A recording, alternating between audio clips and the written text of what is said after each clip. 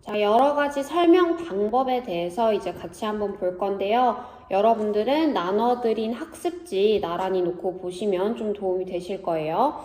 그래서 이제 첫 번째 먼저 정의의 방법부터 봅시다. 정의는 어떤 대상의 뜻을 밝혀서 풀이하는 방법이에요. 그래서 보통은 무엇은 무엇이다의 형식으로 이제 설명이 되는데, 자, 여기 밑에 예문 보시면 사랑이란 어떤 존재를 몹시 아끼고 귀중하게 여기는 마음이다, 이렇게 문장이 되어 있죠. 여기서도 무엇은 무엇이다의 형태를 취하면서 사랑의 뜻을 밝혀주고 있죠. 그래서 이런 걸 우리가 정의의 방법을 사용했다고 한다라고 해요. 그래서 정의는 보통 어떤 좀 우리가 눈에 보이지 않거나 손으로 만질 수 없는 추상적인 대상을 설명할 때 많이 사용하는 방법인데, 자, 여러분들이 여기서 주의하실 점이 무엇은 무엇이다의 형식을 취한다고 했잖아요. 그래서 모든 문장이 무엇은 무엇이다의 형식이면 무조건 정의라고 하시는 하는 실수를 범할 수 있다는 거예요. 자, 근데 아래 지금 요 문장들 보시면요. 첫 번째 문장, 이것은 연필이다 라고 되어 있죠. 얘도 무엇은 무엇이다의 형식이긴 하지만 지금 이것은 무엇은에 해당하는 대상의 뜻을 밝혀서 설명하고 있는 게 아니라 단순히 얘의 정체가 연필이다 라고 정체를 밝히고 있는 것 뿐이니까 얘는 뜻을 밝혀서 풀이하고 있지 않기 때문에 정의의 방법이 사용되었다고 볼 수 없고요. 그리고 두 번째 문장 보시면 한국의 초미세먼지 노출도는 1세제곱미터에 32.0 마이크로그램이다 라고 되어 있죠. 자, 이 문장도 역시 한국의 초미세먼지 노출도의 뜻을 밝혀서 설명하고 있는 게 아니라 그냥 이 한국의 초미세먼지 노출도가 이렇다라고 그냥 설명을 해주고 있는 거기 때문에 요거 역시 정의의 방법이 사용되었다고 볼 수 없어요. 그래서 여러분들이 무엇은 무엇이다의 형식을 취하고 있다고 해서 무조건 정의의 방법이 사용되었다고 파악하시면 이런 오류를 범하실 수 있기 때문에 반드시 뜻을 밝혀서 풀이하고 있는가 아닌가를 기준으로 판단을 하셔야 합니다. 자, 그리고 두 번째 예시 봅시다. 예시는요, 어떤 내용에 관한 구체적인 예를 보이는 방법이 예시인데요. 자, 여기 밑에 예문 보시면 우리 조상들은 단오날 많은 풍속을 즐겨왔다. 예를 들어 씨름, 그네뛰기 등이 그것이다 라는 예문이 있죠. 자, 여기서 지금 단오날 즐겨온 풍속의 예를 설명하기 위해서 씨름과 그네뛰기를 예로 들고 있어요. 요런 걸 예시의 방법이다 라고 한다고요. 자, 근데 여기에 보시면 예를 들어에 이렇게 밑줄 쳐놨죠. 자, 이거 왜 밑줄 쳐놓은 거냐면 우리가 어떤 글을 읽으면서 설명 방법을 파악하면서 읽는 게 이제 핵심이잖아요. 근데 설명 방법을 파악할 때 얘가 지금 어떤 대상의 구체적인 예를 보이고 있어, 아니면 뜻을 밝혀서 풀이하고 있어 를 기준으로 파악하셔도 좋지만 어떤 설명 방법들은 내가 바로 예시야 하면서 힌트를 주고 있어요, 문장 속에서. 그래서 예시에 같은 경우는 이렇게 예를 들어 혹은 뭐 대표적으로 무엇을 예로 들 수 있다, 이런 힌트들을 남겨놓거든요. 그럼 우리는 그 힌트를 보고 또 이게 예시의 방법이 사용되었구나를 파악할 수 있다는 거죠. 그래서 우리가 그 힌트를 다른 말로 표지라고 부르긴 하는데요. 여러분들은 그것까지 알아두실 필요는 없고 그냥 일부 설명 방법들은 이런 식으로 힌트를 남겨놓기도 한다. 그래서 우리는 이 힌트를 보고 어떤 설명 방법인지 또 파악할 수 있다라는 것만 참고하시고요. 세 번째, 비교의 설명 방법을 한번 보겠습니다.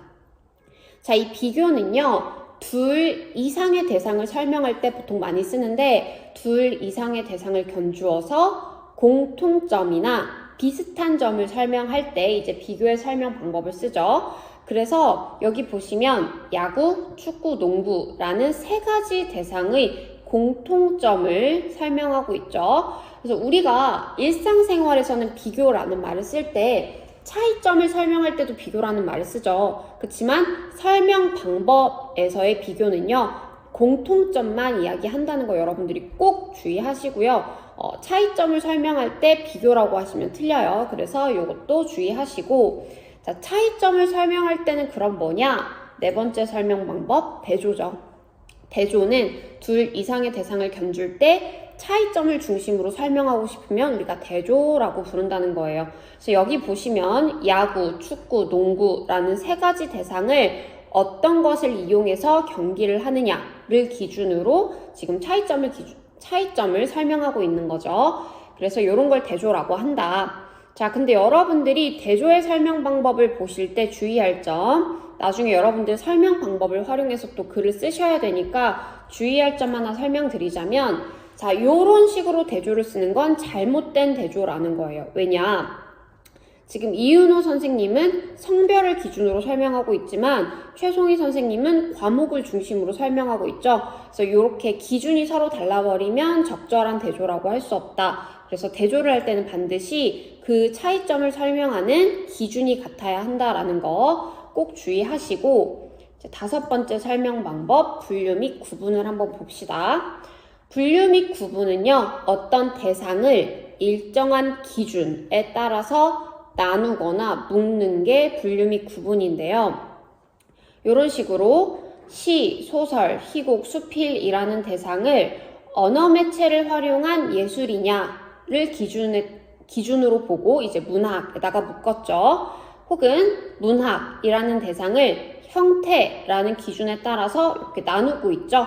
이런 걸 분류 및 구분의 설명 방법이라고 해요. 자, 그런데 여기서 분류와 구분을 묶어서 설명드렸는데 분류와 구분을 구별할 수도 있기는 하거든요. 그러니까 구별해서 설명하는 경우가 있기도 한데 어떤 식으로 설명을 할 수 있느냐. 나누거나 묶어서 설명하는 방법이라고 했잖아요. 그럼 나누는 건 구분이고 묶는 건 분류야. 이렇게 구별을 하기도 한다는 거죠. 조금 더 구체적으로 설명을 드리자면, 자, 이렇게 시, 소설, 희곡, 수필 4가지 대상이 있는데 얘네 언어 매체를 활용한 예술이니? 라고 기준을 설정했을 때 얘네들은 다 문학에 속해 라고 묶을 수 있다는 거예요.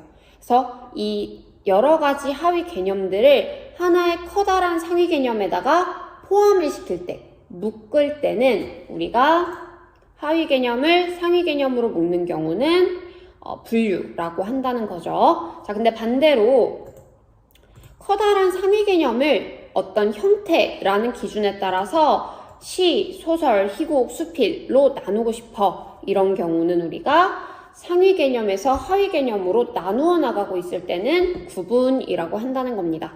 그래서 이렇게 나누는 건 구분, 묶는 건 분류라고 또 엄밀하게 구별하기도 하는데요.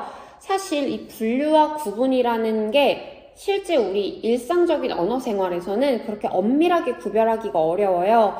그래서 굳이 그렇게 구별할 필요 없이 이 첫 번째 문장에 대해서도 분류라고 하셔도 되고 구분이라고 하셔도 되고 분류 및 구분이라고 하셔도 되고 이 2번째 문장에 대해서도 분류라고 하든 구분이라고 하든 분류 및 구분이라고 하든 상관없다는 거죠.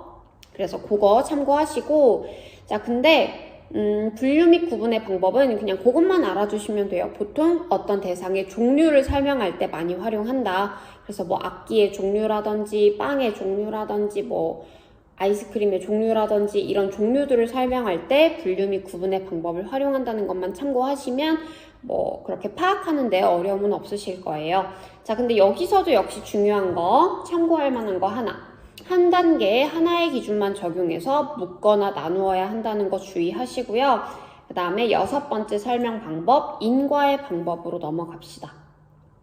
자, 인과의 방법은요, 어떤 대상을 혹은 어떤 사건을 원인과 결과를 밝혀서 설명하는 방법이 인과예요. 그래서 원인 때문에 어떤 결과가 일어났다라고 해도 되고 어떤 결과는 무슨 원인 때문에 일어났다 이런 식으로 순서는 상관이 없고 어쨌든 어떤 대상이나 사건의 원인과 결과를 밝히게 되면 이제 인과의 방법이 사용되었다라고 하는 거죠. 그래서 밑에 예문 보시면 1등을 한 결과에 대해서 공부를 열심히 했다라는 원인을 밝혀서 설명하고 있죠.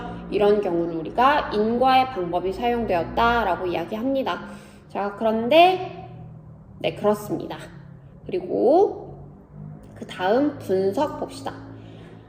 분석은요, 어떤 대상을 구성하는 요소나 부분으로 나누어서 설명하는 방법이 분석인데요. 보통 분석은 하나의 대상을 이루고 있는 구조, 뭐 구성 요소, 부분을 쪼개서 설명할 때 분석의 방법을 많이 쓰기 때문에 조금 복잡하게 이루어진 대상을 설명할 때 활용할 수 있는 방법이에요. 그래서 지금 화면 보시면 장구가 되게 복잡하게 이루어져 있잖아요. 이런 복잡한 대상을 설명할 때 이렇게 부분 쪼개서 그 대상을 구성하는 요소별로 쪼개서 설명하면 이해하기 쉽다는 거죠. 그래서 여기서도 역시 이루어져 있다, 이 부분에 밑줄 쳐져 있는데 이게 힌트가 될 수 있다는 거예요. 어떤 구성하는 요소나 부분으로 나누어서 설명하는 방법이기 때문에 얘는 어떠한 부분들로 이루어져 있어 라고 주로 설명이 된다는 거죠. 그래서 이루어져 있다 라는 힌트가 나오면 얘 분석일 수도 있겠다 이렇게 생각하시면 된다는 거. 그리고 그 다음 과정 봅시다. 자, 과정은요, 변화하는 상황과 흐름을 어떤 단계나 절차에 따라서 순서대로 설명하는 방법이에요. 그래서 여러분들이 과정을 열거의 방법이랑 자주 헷갈리시거든요. 근데 과정은 열거와 달리 순서가 존재합니다. 그래서 이 첫 번째 단계를 진행하고 나서야 두 번째 단계로 넘어갈 수 있다는 거죠. 열거는 단계가 없어요. 두 번째 걸 먼저 해도 되고 첫 번째 걸 먼저 해도 되는데 과정은 반드시 첫 번째 걸 먼저 하고 나서야 그 다음에 두 번째를 진행할 수 있다는 거예요. 그래서 단계나 절차대로 순서대로 설명하는 방법이 과정이다. 그래서 보통 뭔가를 만드는 방법, 뭘 조립하는 방법을 설명할 때 자주 쓰는 방법이 과정의 방법입니다. 여러분들 이미 이 설명 방법을 활용해서 글 쓰는 거 이미 해보셨기 때문에 다들 어렵지 않게 알 수 있을 거라고 생각하고요. 자, 마지막 열거 봅시다. 열거는요, 여러 가지 예나 사실을 낱낱이 쭉 늘어놓는 게 열거예요. 그래서 한 가지만 제시하면 열거가 될 수 없겠죠. 반드시 두 가지 이상을 놓아야만 이제 열거라고 할 수 있는데 보통 두 가지 이상 늘어놓고 있다. 그러면 열거의 방법이 사용되었구나 라고 보시면 돼요. 그래서 이런 식으로 선생님이 좋아하는 음식인데요. 내가 좋아하는 음식은 빵, 양꼬치, 치킨, 떡볶이, 피자이다 라고 하면서 내가 좋아하는 음식의 다양한 종류를 쭉 늘어놓아서 설명하고 있죠. 그래서 이런 걸 열거라고 한다.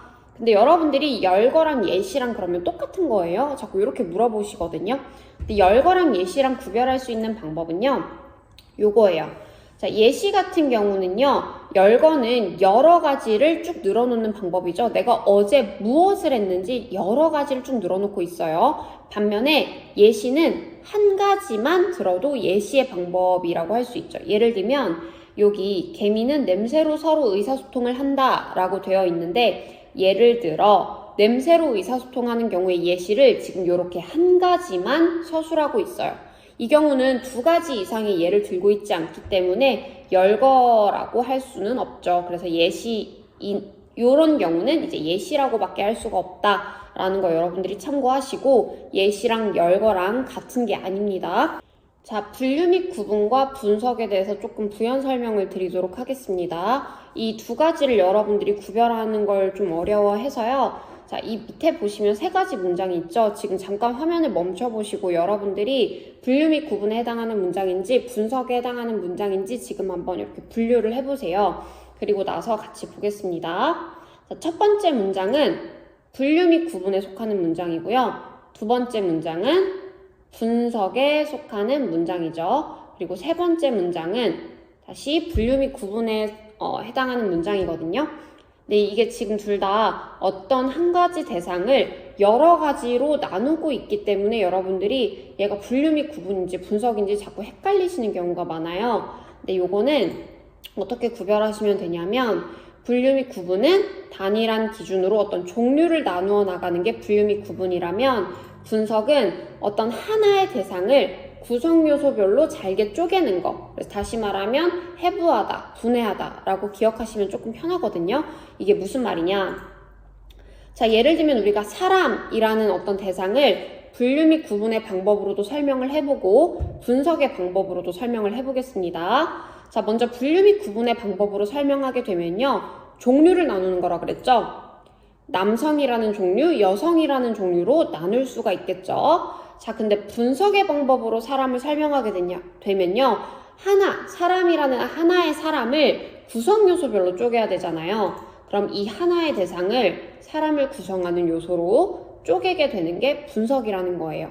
그래서 분류 및 구분이랑 분석을 여러분들이 헷갈리지 마시고 하나는 구성 요소를 설명하는 거다, 하나는 종류를 설명하는 거다 라고 꼭 기억해 놓으시고 있으시면 되겠습니다.